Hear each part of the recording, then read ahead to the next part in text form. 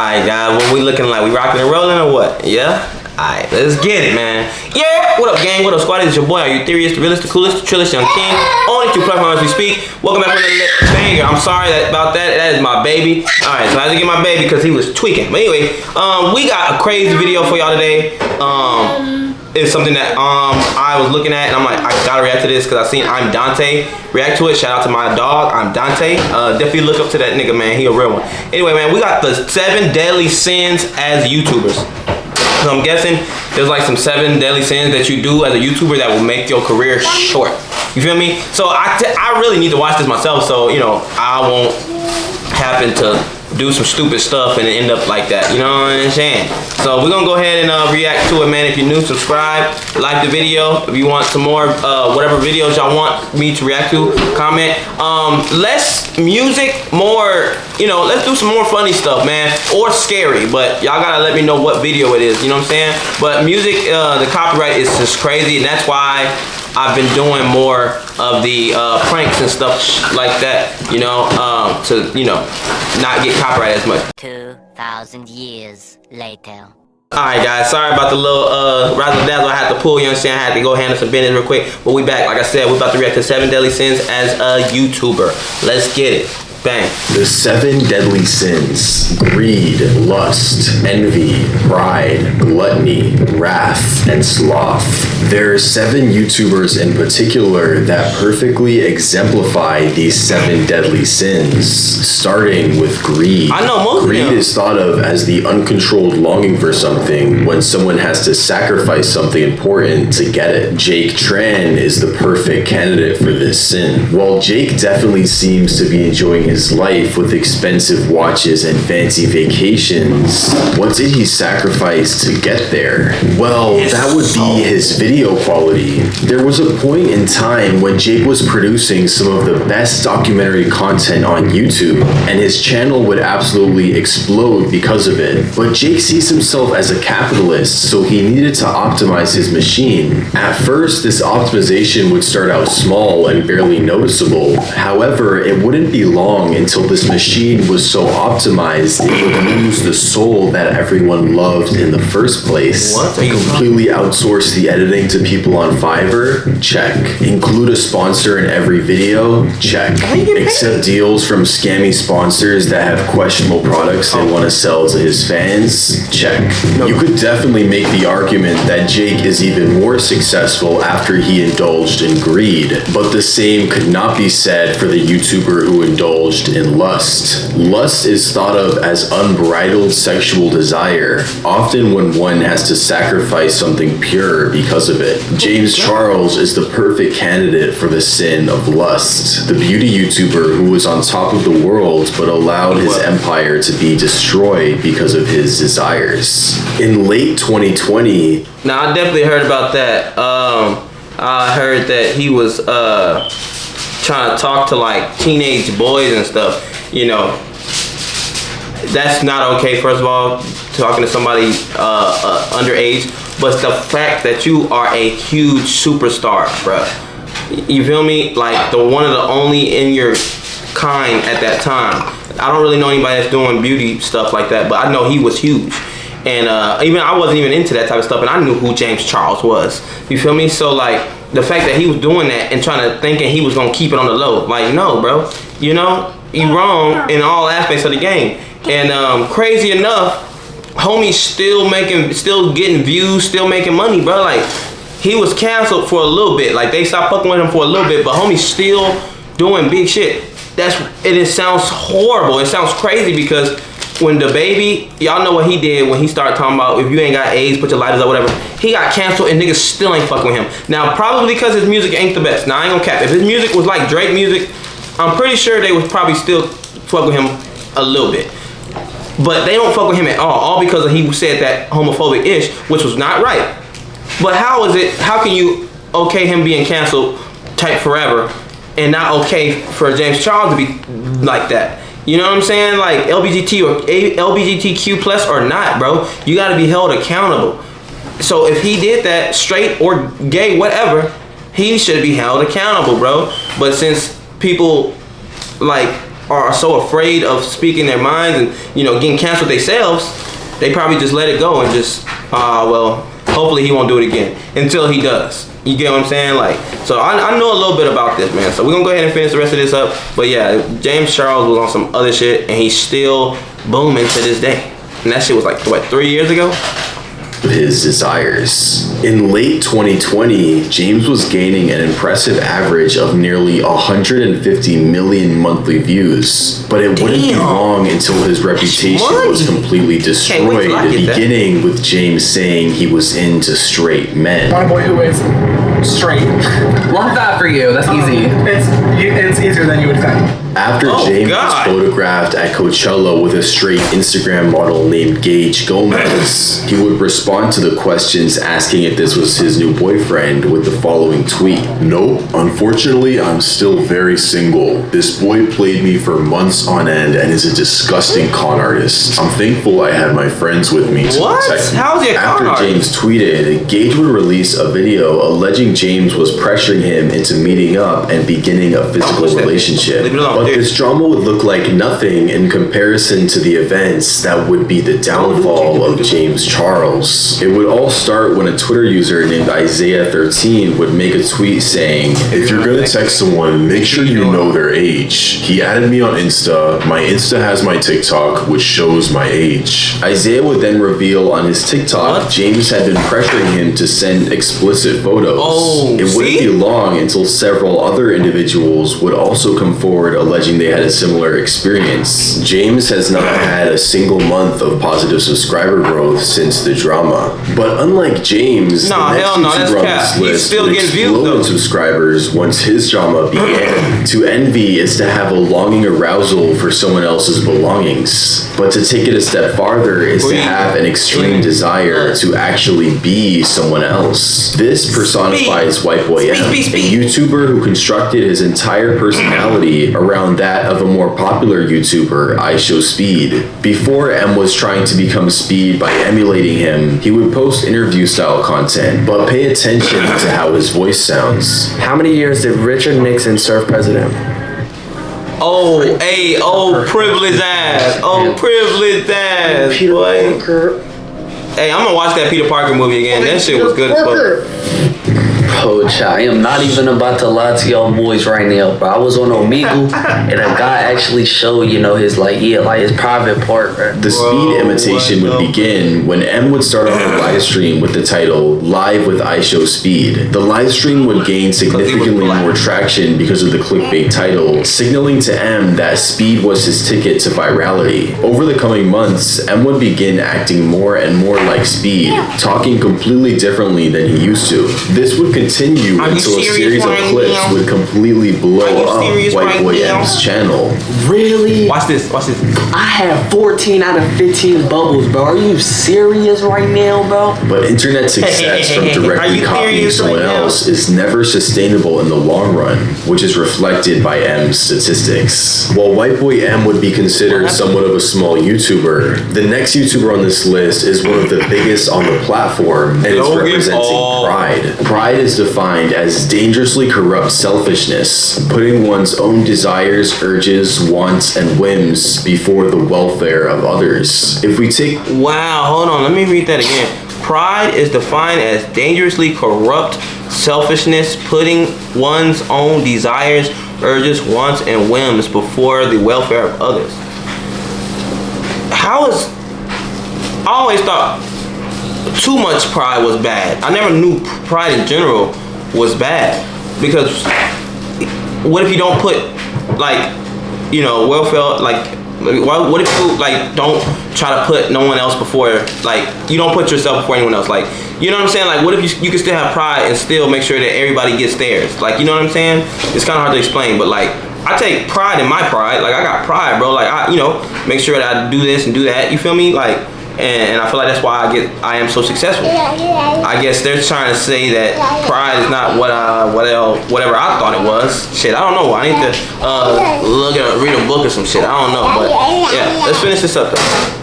To look at the events that transpired in Logan Paul's YouTube career, Pride would be a perfect descriptor to summarize them. Starting with his early Vine days, which could best be described as him acting like a public nuisance. Pride could certainly be seen in these type of videos because he was acting like an idiot, annoying the public for his own personal gain. But Logan Paul's prideful actions would only get worse from here on out. The major event we could point to would be when Logan filmed a vlog in a Japanese forest, which is colloquially called the by forests. While filming his vlog, he was acting in his normal over-the-top kid-friendly manner, but the worst part of the whole situation would be when he showed an actual dead body of a man who had deleted himself. After a huge apology tour, it would appear that Logan had reconstructed his reputation, but he would again put his own wants before the welfare of others a few years later. In early 2022, Logan would begin his foray into crypto. This journey would start with a few promotions of what are called pump and dump coins. These are coins designed to make their founders money without providing any value to the community that supported them. Logan would profit immensely from promoting these coins, but these promotions would pale in comparison to Logan's own project, CryptoZoo, a game which, similar to a pump and dump coin, was designed with a minimal amount of effort to earn as much money as possible for its founders. The game would be broken and underdeveloped, leaving a huge trail of victims who lost significant sums of money after believing in Logan's promises. Damn, that's fucked up. While That's Logan Paul is big on YouTube, this YouTuber is also big, but in a different way. And is our candidate for gluttony. He a hoe for that. The overconsumption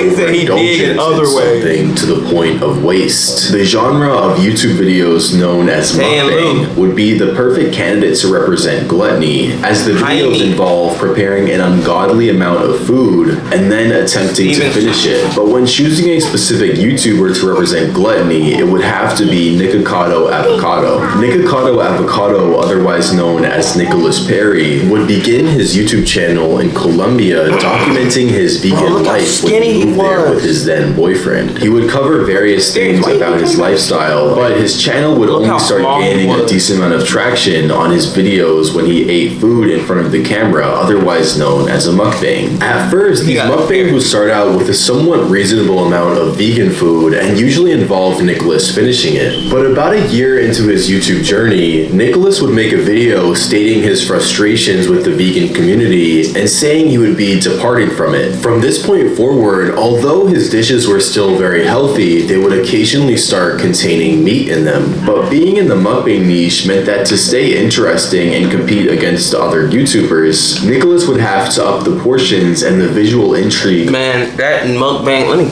fix the camera, bro. I was trying to be able to see myself. That mukbang content, man, is crazy, dude. Like, you think reactions got a lot of people doing it and it's saturated or whatever? That mukbang shit is crazy, bro. And it's like, it's the simplest shit, just eat, you know what I'm saying? But it's really hard to keep up with, because, I mean, who wants to keep recording themselves eating every single day? You know, and you want it to be something decent. Like, you know, people normally eat like noodles or just something simple a day, but these people are actually eating full-blown meals, bro. It costs money. And for you to start off and doing it for free, and you spend all your money on this and not getting nothing in return, it's crazy. And the people that do it, they do it for a long time, and then they end up with bad health. Big, you know, like Nico. Y'all seen how skinny he was. You know how big he is now? That dude is huge. You know what I'm saying? And yeah, it was depression and a lot of stuff like that, but, you know, if he wasn't doing this eating stuff right now, who's to say he would even have gotten that big? Because I know that a lot of that depression was from YouTube.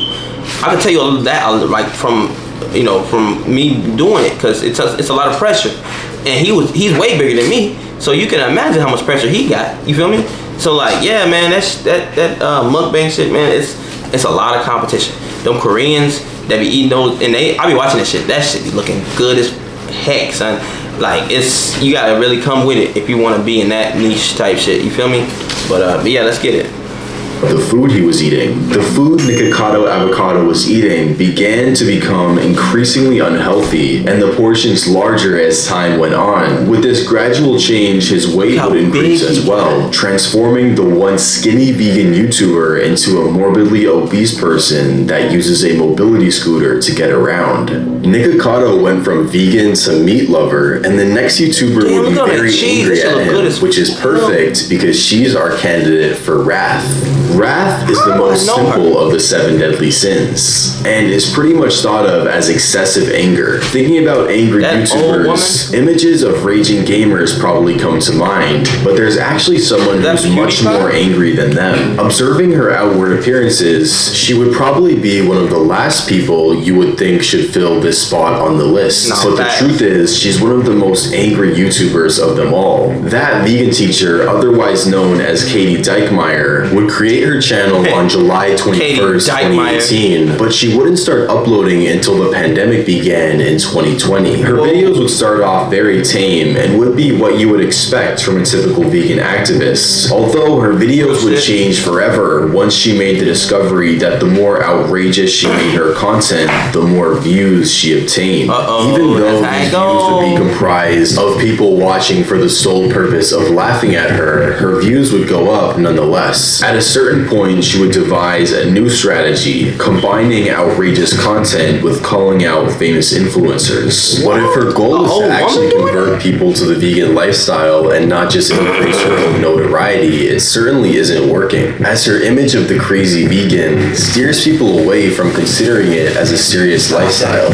You could say a lot of things about that vegan teacher, but one thing you definitely can't say is that she's lazy and isn't always trying new strategies to get people to be vegan. However, in terms of work ethic, the same could not be said for the next YouTuber on this list and our candidate for sloth. Sloth is the reluctance to work or make an effort, otherwise known as laziness. The best way we can apply this idea to the concept of YouTube is a failure to innovate and create new content, as we can pretty much examine every failed YouTube channel and see that 90% of the I'm glad he brought this up, man, and I'm glad that I just obviously could tell it's not in me to be that sloth or whatever. But I was going through a rut, and me and my baby mom was talking about this the other day. I was going through a rut when I was trying to like switch up my content, because I noticed that whenever I grew fast with the content I was doing, but I wanted to switch it up because I'm like, man, this shit getting, like, the views started going down, my subscribers was going up real slow. So I'm like, damn, bro, like, how am I going to switch it up? So I want to start doing more, funny content, more pranks, trying not to laugh, stuff like that. But whenever I would post it, no one would watch it. It would get way less views, bro. And it was really like, it really kind of deterred me, man. I ain't gonna cap. I was like, damn, bro, like, what I'm supposed to just do this for the whole time? Like, no, I see other reactors. They react to any and everything, and they get the same amount of views, So that's when the whole Canel thing happened, through the grace of God, and I just feel like that was God. I'm not calling Canel God, but Canel was my angel, bro. Canel was my angel, because me reacting to this, I'm probably gonna get at least 200 views right here, just off this video. But if I would have did this before Canel, this video would have got maybe 20 views, maybe 30, 40, 50 views, bro. When me saying the whole Canel situation was, he opened my channel up to a wide range of more people that want to see the content that I want to push out. You know what I'm saying? Like, they want to see the funny. They want to see me laughing and having fun. The other content did too, but that was more music, copyrighted, all that other stuff that came with it, the big ass headaches. This stuff that I watch now that Canel was able to open the door to. No copyright, no yellow mark, and it's funny, it's fun. I enjoy this.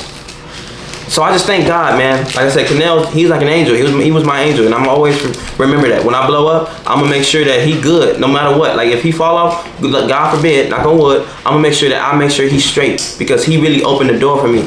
You gotta always remember where you came from. But let's go ahead and finish up this video. Bang.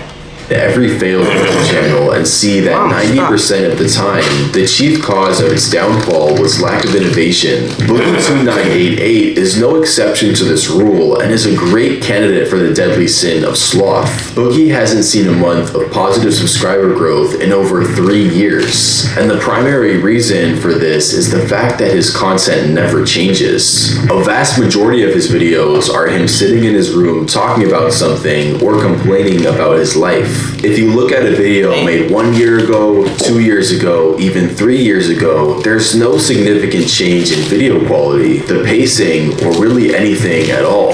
The truth is, YouTube is such a competitive game that if you aren't changing anything, people will eventually get bored and watch someone else who is putting in the effort to make their videos perpetually better. And unfortunately for now, he is not making the choice to do that. Ooh, man. Hey, he hit it on the head, man. He did, man. That's why, you know, if y'all doing YouTube, man, make sure y'all switching up the content, keeping it fresh. You know, start putting little jokes in there, putting little memes in there, whatever the case may be, to make it more interesting for the viewer, because they bring in the views, they bring in the money, they do all that. You feel me? That's why, like I said, I'm glad that I can do more videos to different things and get good amount of views. Like, the lowest video I've done thus far, I had done a video yesterday, and it's still almost at 70, 80 views. And that video that I would have done 2 months ago, that shit would have been at like 20. Like, I'm telling you, bro, the views were just going that low, bro. But like I said, man, through the grace of God, I found my way, and I'm not letting it go. You feel me? Anyway, man, if you're new, subscribe, like the video, comment some more bangers y'all want me to react to. I love doing this type of stuff, so y'all want me to react to, I think y'all said Sunny V2, Patrick CC, like more documentary as videos. If I want me to react to scary videos, I love scary videos. Me and my kids can get on camera and react to some scary videos if that's what y'all want. Y'all just let me know, bro. I'm in it to win it, bro. I'm in there. What's up, baby? Ooh. What's up, baby? I'm